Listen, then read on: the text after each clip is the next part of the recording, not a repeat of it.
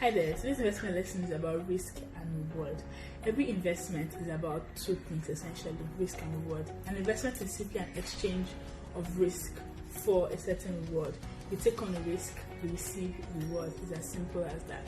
But many investors nowadays don't consider risk when they're actually hunting for a reward. You see an investment and you think, oh, 15% return, 20% return, but have you considered what risk is? About. If there was no risk in the world, there would be no reason for investment. There would be no reason for reward from bearing such risk. So I'll say that as an investor, one thing you can do to improve your investment now is to consider three things when thinking about any potential investment. What type of risk am I bearing?